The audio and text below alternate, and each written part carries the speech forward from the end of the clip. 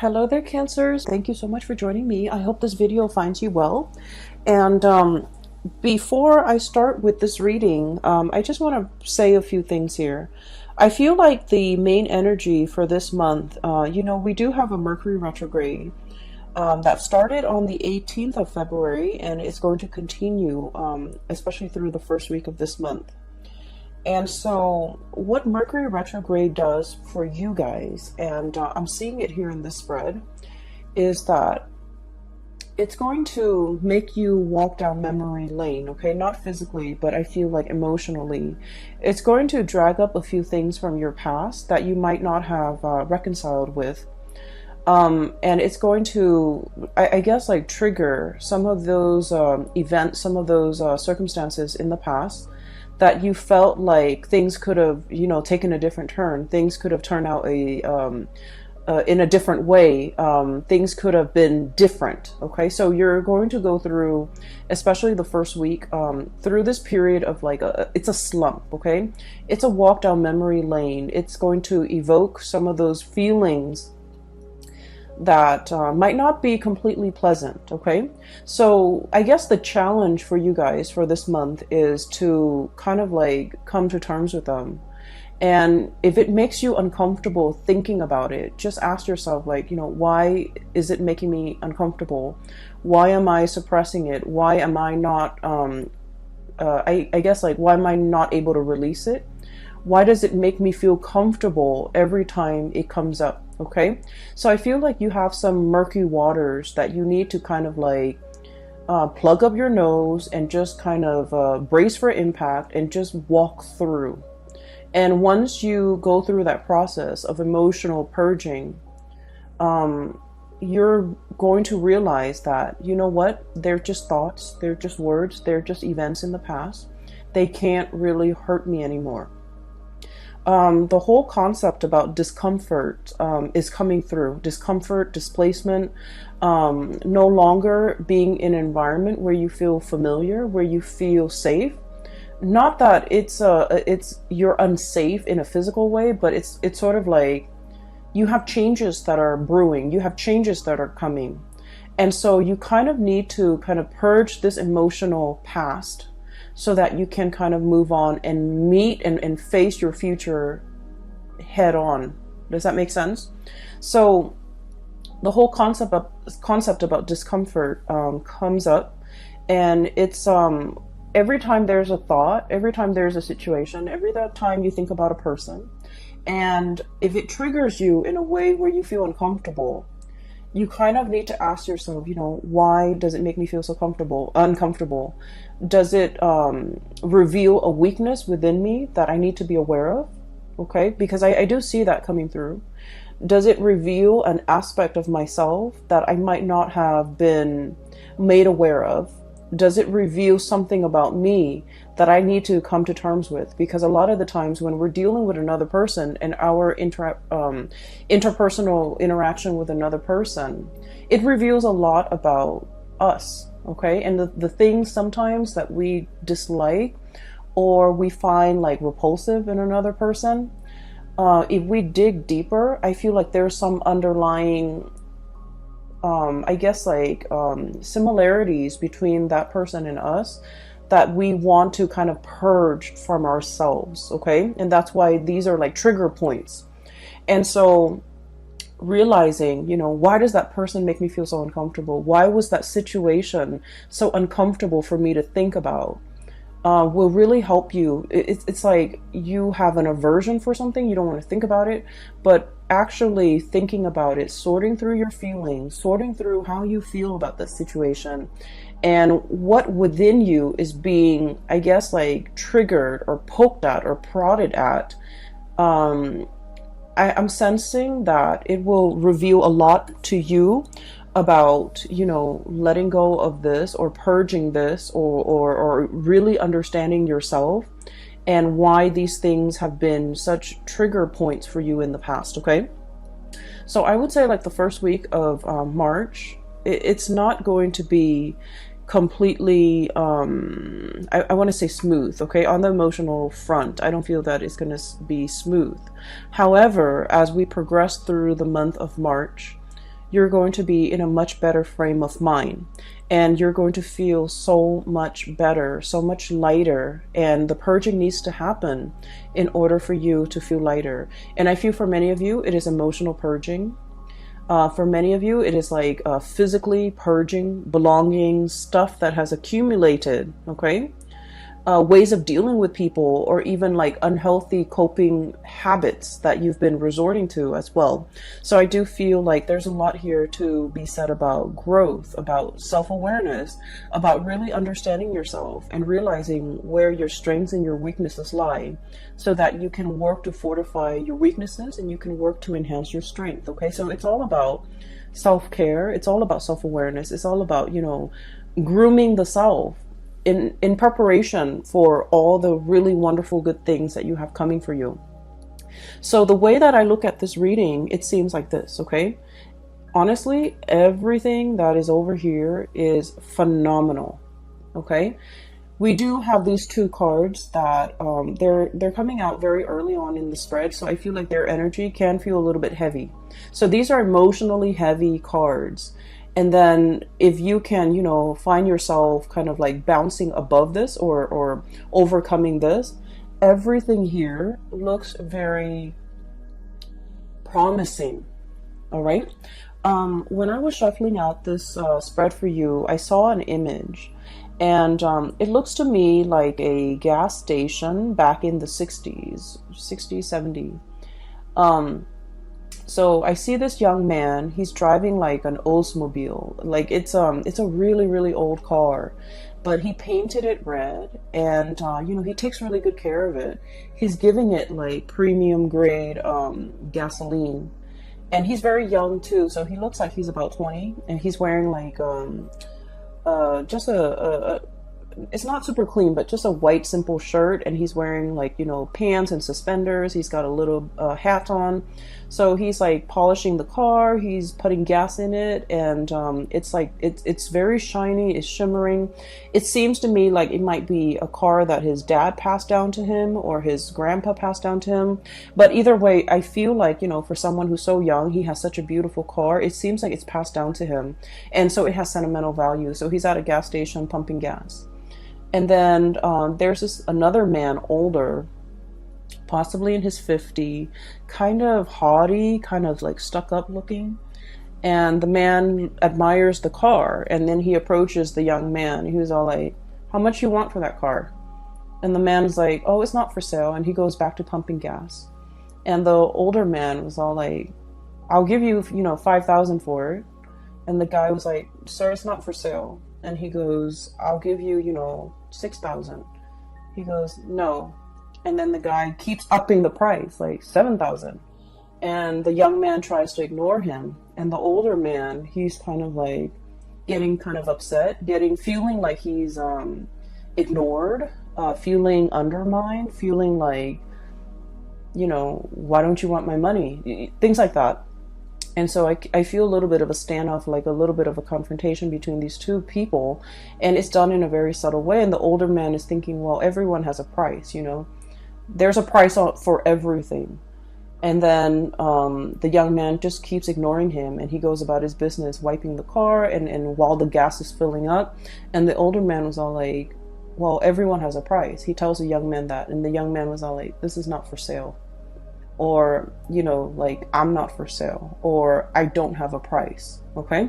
So when I saw this, I was thinking, you know, you're pretty much like the young man. Okay. And the mentality here is that, you know, there's a situation that you're not really compromising on. Okay, so it could be like a negotiation, a bartering process where somebody is trying to get the best deal. And I feel like you're very fixed about what you will or will not compromise on. And you're very fixed about what you will or will not tolerate, or you're very fixed about where you stand. Okay, it's like, I will not budge from this position. So it's very much about defending your territory, not letting people walk all over you. But at the same time, the underlying message here is you're staying true to yourself, and you're realizing there are some things that money really can't buy. Okay. And so when I saw that scene, I feel like the energy is played out in both of these cards. So first of all, we have here the Ten of Swords and the Seven of Pentacles. And let me talk about these two cards in tandem, because I feel like for many of you, you're going through this very reflective, introspective mode, and you're trying to, you're looking at events from the past. You're looking at everything that you have done. Okay, he's got a broom in his hand. Little red broom right there, and it's like cleanup. Okay, major cleanup, major repairs, major like overhaul. Okay, like I feel like it's cleanup, cleaning up the pieces of your life, cleaning up a situation that has gone astray, cleaning up a situation that has gone awry, cleaning up after a potentially like an aftermath of some event that was not completely desirable. Okay, cleanup is messy. Cleanup is, no one wants to do it, honestly. And so I feel like there's a situation here where something needed to be cleaned up. And you've gone through that process of cleaning up. And you're sitting still, contemplating and trying to figure out, what was that all about? What could I learn from it? Why did it happen? Why did these events happen the way in which they did? And, how do I ensure that it doesn't happen again in the future? I feel like there might have been a falling out, okay, between you and another person. I have here the Ten of Swords. And the Ten of Swords is sort of like being very hurt by the actions and the words and that somebody, it's like somebody saying something or doing something to you that is very, very hurtful, okay? And with the Ten of Swords, it's like, whoever that's launching the swords, they had 10 tries and they hit the target every single time. So it feels like it's very personal. It feels like very directed. And it feels like, I feel like somebody really hurt you. Somebody might have said things that really triggered you. Somebody might have aimed for your weak spot. Somebody might have, kind of like hit below the belt or targeted you in a way where it was very directed, it was very purposeful, and it was done in a way that was like, there's no coming back from it. There's no way to say, oh, I'm sorry, and make the situation go away. There's no reviving the situation. There's nothing that anyone can do now to make all the pieces come back together. And so I feel like there was a situation in your life that has, ended, and it ended in a pretty crappy way. And so you're looking at the aftermath. You're looking at, why did this person do what they did? Why did they behave in such a manner? What did I do to deserve this? And are they aware of how much they've hurt me? Are they aware of, how sensitive I am? Because Cancers, you guys are very deeply sensitive. And that is why you don't go out of your way to hurt anybody. Because you understand that, words can cut and words can't be rescinded. They can't be taken back. And so I feel like you're contemplating and trying to understand the situation. Why did they say such hurtful things? Why did they do what they did? You're struggling to try to understand, like, why did they take it so personally? Or why am I even taking this so personally? And what you have to understand, though, is I feel like, there was a situation here where somebody's ego was at stake.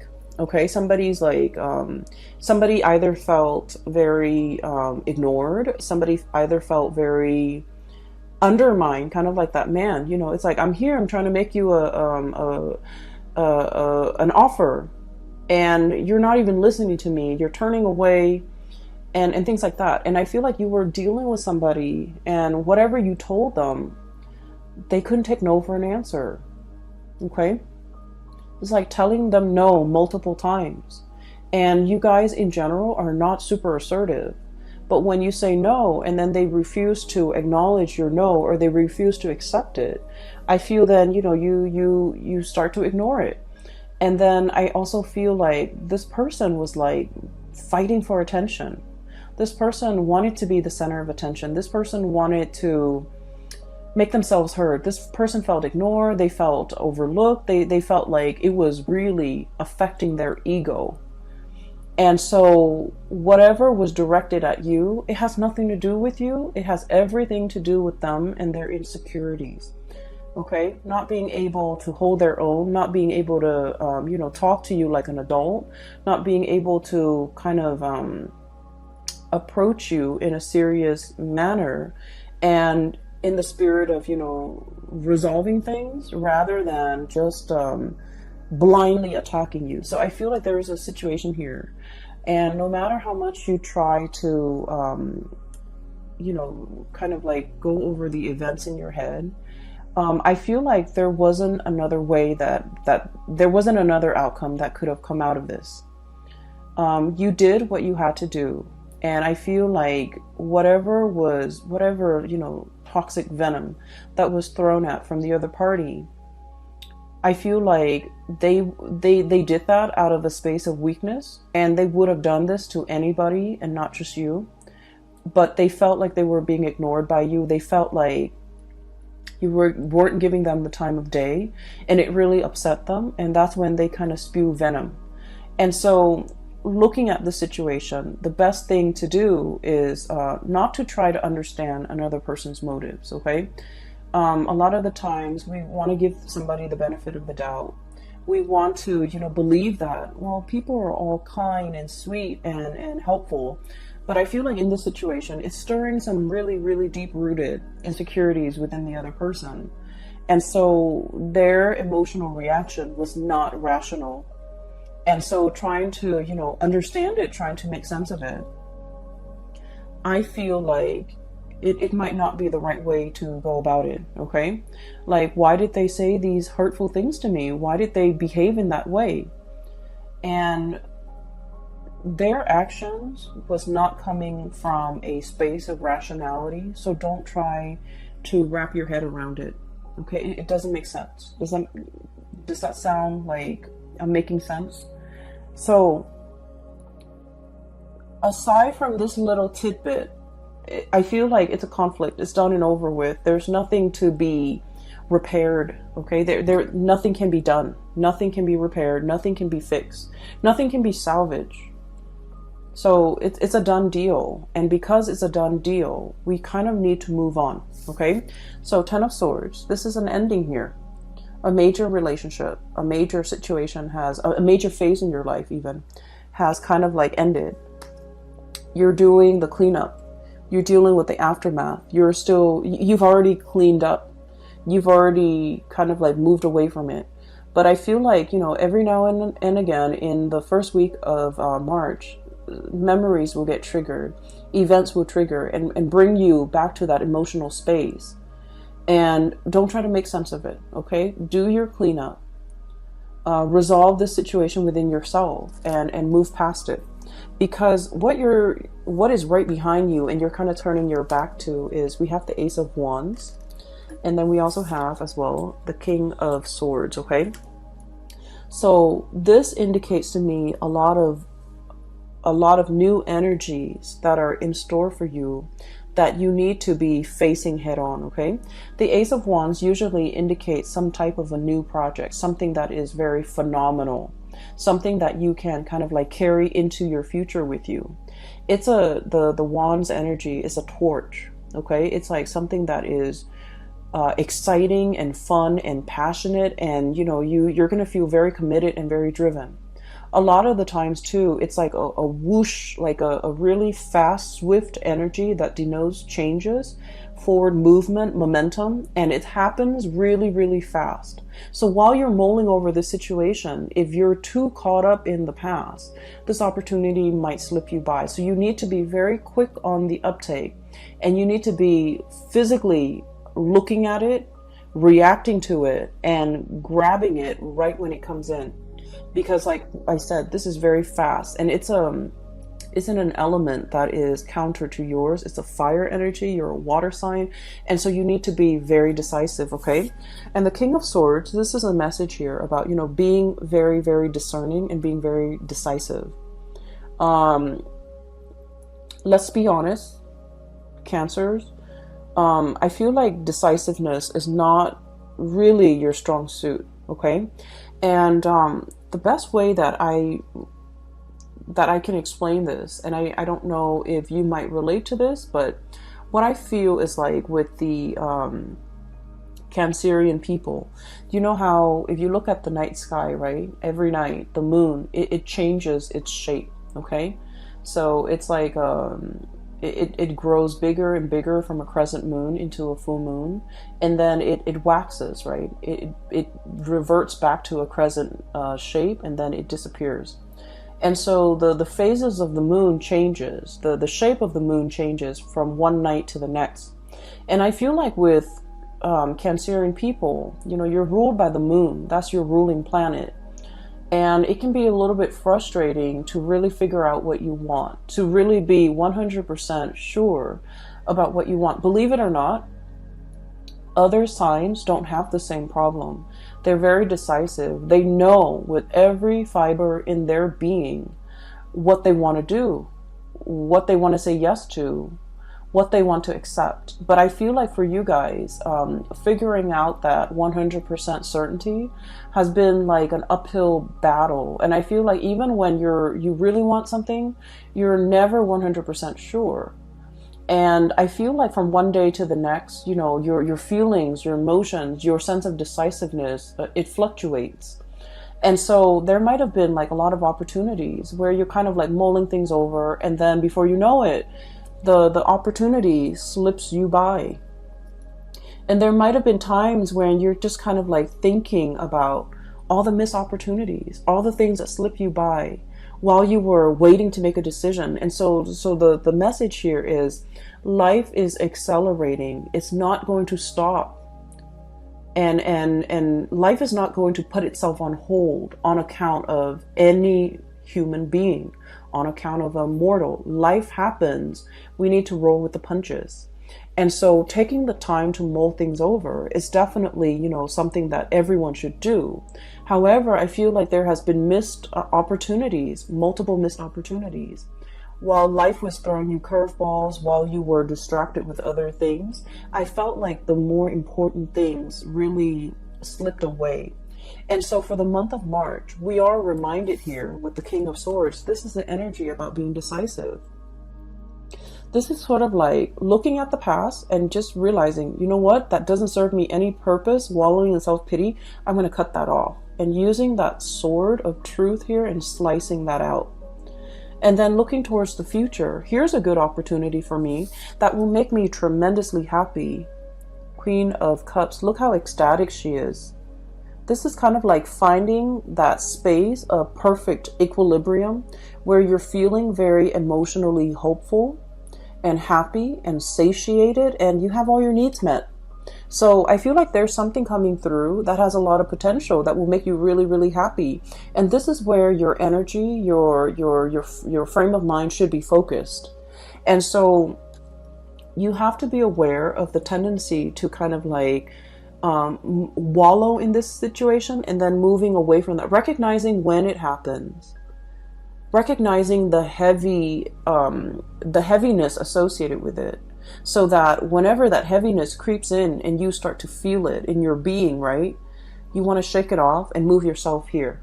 Okay, so this is all about knowing ourselves really well, knowing what how we feel, knowing what's not good for us, knowing what we need to move away from, and knowing what we need to kind of like embrace and focus on, and you know, focus our energy and our resources on, because there's a lot of room for growth. Okay, so the Empress is all about that, being really in charge and secure within yourself. The Empress is about abundance. It's about creation. And it's also about like, it's somebody who's very nurturing, very caring. And whenever I think of a Cancerian person, I think of the Empress, because the Cancerian person, They will invite, you know, guests to their home. They will feed their guests. They will make sure everyone is comfortable, everyone's happy, everyone is thoroughly fed. And it's like being very gracious, being a really good hostess, but really caring about another person's well-being, really caring that the person has enough to eat, really caring that the person is, you know, not suffering from the cold and the heat or the chills of the elements. So I feel like there's a lot of opportunities here where you are in charge. You're going to be either taking care of people or, you know, making sure that people are well taken care of. And so I feel like there's some project here that are in the works for you that will make you really happy. It's kind of like right up your alley, and it speaks to it will require you to tap into all the skills that you're very proud of within yourself. You know, being a good caretaker, being of service to other people, being in an environment where you can, you know, make a situation better for a group of people, for humanity in some way. So I feel like it's not ego driven. It's a position or a situation where you can put all your skills to good use. And this is where your energy needs to be focused, okay? You have two aces here. Oops, sorry. You have the Ace of Wands, which is new projects, okay? Something that's coming in very, very fast. Very, very fast. And it's catching you unawares, I'm feeling. And then we have as well the Ace of Swords and two aces. And the Ace of Swords is about being decisive. It's about figuring out what you want. It's about being clear with yourself about what you want. It's about being decisive and not waffling back and forth and then telling yourself, you know, I just feel like one day you're just like very gung-ho about it. You're very like much on board. And then the next day, the self-doubt creeps in. What if? What if this? What if that? And so I just feel like you can be 100% decisive one day, and then the next day you're kind of waffling back and forth. And so this is pretty much, you know, telling yourself, choose something and commit to that course of action until that course of action has run dry.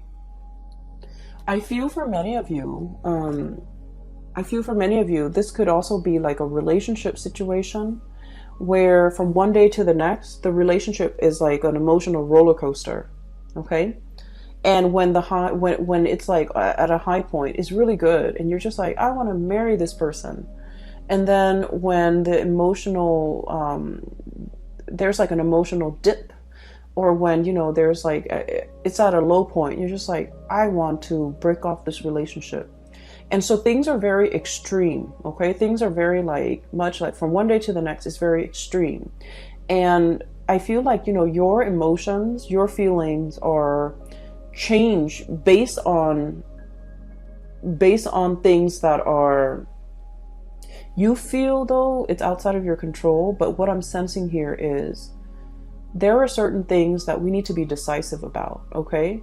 And there are things that we need to anticipate. Life is not going to be a bed of roses. I almost feel like, you know, this energy about romanticizing things too much, wanting everything to be rainbow and lollipop.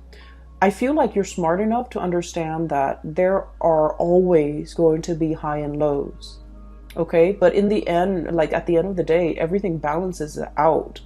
But I feel like for many of you, when the high is really high, you're kind of like caught up in that emotional high and you're trying to recreate it. And so when the situation hits an emotional low, you feel like you can't handle. You feel like you don't want to be in it. You feel like you can't handle it. And so what I'm sensing is when it's an emotional high, take it for what it is. And, you know, understand that there will always be good days. There will always be bad days. And don't let those bad days dictate how you feel. Don't let those bad days get you into a negative space. So emotional moderation is one thing, but also being realistic enough to know that there are always going to be ups and downs in life, at work, in relationships, in all your interpersonal dealings. And so as a result of that, realizing that and recognizing it, I feel it's going to make things a lot more realistic. okay? A lot more manageable, so that your emotional state is not rattled every single time, okay? So it's like, don't measure a situation based on all the emotional highs and lows, because the way you measure something, it's going to fall somewhere in between, okay? Because at the end of the day, those emotional highs and low will calibrate, and they'll even out. And so don't measure how you feel about a situation, about a job, about a person. Don't measure the past, especially based on those emotional highs and lows. Take them all in their totality, okay? I do feel like there's going to be a lot of communication coming through, okay? So we have here the Messenger, Page of Swords, okay? This is like somebody with envelopes, like physical mail that you are getting at your door, okay? Packages, mail, communication, emails, text messages, phone calls, and things like that. Keep your phone charged. Make sure that you're not missing anything. I also feel like there is an element here about reading something too fast and then shooting off an email and then finding out that, you know, that you might have read something incorrectly. So really taking the time to scan those emails, to sit still and be, you know, and diligently read everything that's included in that message, rather than what you want it to say, or rather than what you think it's saying to you. Read what it's really saying, because I feel like it's almost like I'm seeing a message where somebody is saying like either or, like, do you want to do this? If not, you want to do this instead. And then all of a sudden your mind clamps on to the first thing that you see, and you're just like, oh, I want to do that. And then, so I feel like, you know, there's a fixity, like a fixedness when it comes to reading what you think you want it to say, rather than what it's really saying to you, okay? A lot of the times during the Mercury retrograde period, the shadow, we're going to leave the shadow period completely by, I believe it's the 11th or the 15th. I can't remember. I didn't keep track of it this month. But what it does is that when the Mercury retrograde cycle is happening, Mercury, the planet that facilitates communication, mental processes, processing information, and so forth, is not in the sky. It's working its way backwards. And when it's not there, we have to be extra diligent about doing our part to make sure communications don't happen. So that means we need to scan emails. We need to read it twice. We need to make sure something is sent. We also need to make sure that we don't miss messages or important communication that's coming through. We also need to make sure that when we say something, we explain ourselves so that other people don't misconstrue what we say. And so I feel like it's an important time to, you know, take that extra protective measure to make sure that you're reading what is really on the page, not what your mind wants to see, okay? And so there's a lot of important communication, very, very, very important communication coming through. And it's linked up here with the Wheel of Fortune. So Ace of Swords and the Wheel of Fortune. And the Wheel of Fortune it's a major arcana card. It's a big deal, and it's a really, really good card. It's basically telling you your luck is turning for the better. And it's basically telling you one major cycle of your life is coming to an end. And the wheel is turning so that something new is coming in, okay? This is a major life-changing type of a month for you. And you have a lot of executive decisions that you need to make. You need to be very decisive. And you need to verbally, I'm hearing this crowing of the rooster.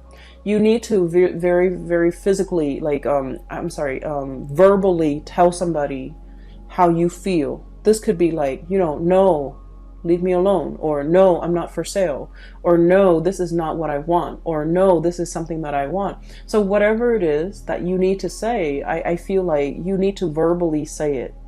You need to, you know, state your intentions. You need to be able to not only think about what you want and feel what you want, but you need to be verbally able to state exactly what you want and to be very decisive, okay?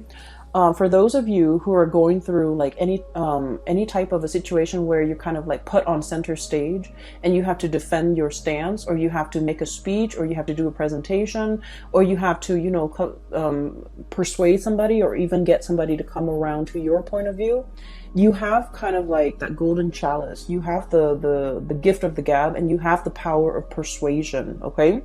And so there are a lot of messages that are coming through, and a lot of like communication that will be front and center for this month. Make sure that we are stating our intentions very, very clearly. The last card that I do want to talk about here is, we have here the Seven of Wands. And the Seven of Wands is, okay, so let me just talk about this. You and Libras and Pisces. This is an energy of assertiveness, okay? Cancers, I feel that you, Libras and Pisces, are like wildly inoffensive. Very, very inoffensive. So that means that you don't want to rock the boat. You don't want to upset anybody. You guys are really, really nice. And I feel like, you know, you would never go out of your way to make yourself kind of like center stage, okay?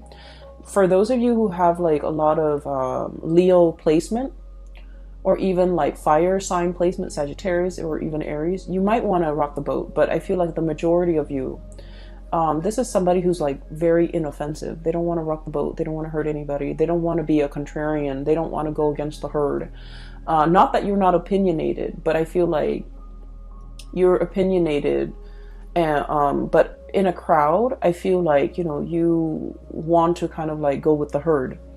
And the Seven of Wands, this is about, you know, battling all the opposition. Okay, this is like being stuck on a hill, and all the wands are coming at you, where you have to defend yourself, where you have to defend your stance, where you have to like explain to other people why you believe in the things that you believe in, and why you feel a specific way.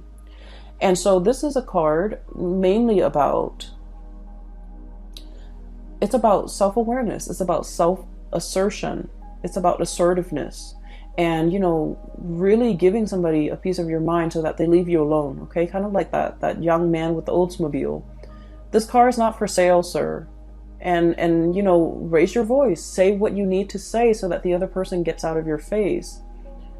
And I feel like there's a lot of power to be had here by speaking your truth, by stating your intention, by, you know, saying something with assertiveness, and let that be enough to make the other person accept what you have to say. It's not about, you know, repeating ourselves. No, it's not really for sale, and kind of like in a passive aggressive way, but like saying, no, it's not for sale. I'm not for sale. I don't want your money. I don't want your attention. I don't want anything you have to give me.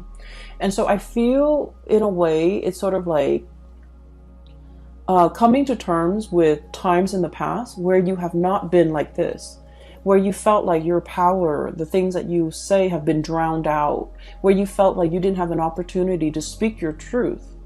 And coming into the month of March is about rectifying these missed opportunities. It's about looking at the past and figuring out, where have I been kind of like wishy-washy, or where have I not been assertive, or where have I let my truth kind of drown out or get drowned out by the voice of the herd.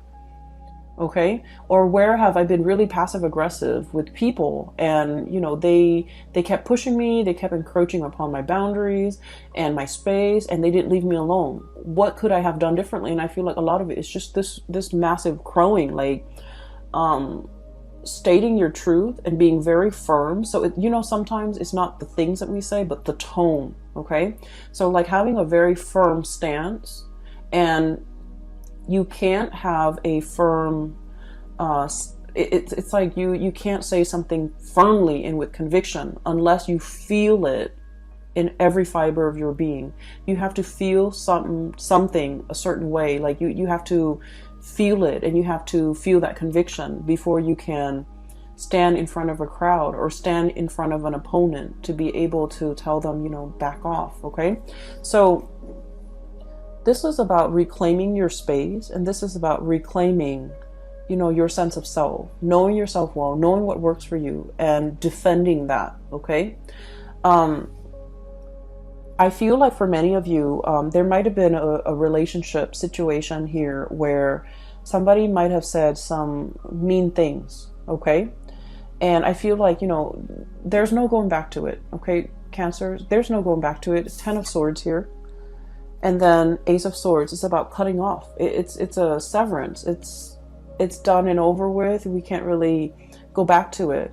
Many of you have freed yourself from potentially someone who's like verbally abusive.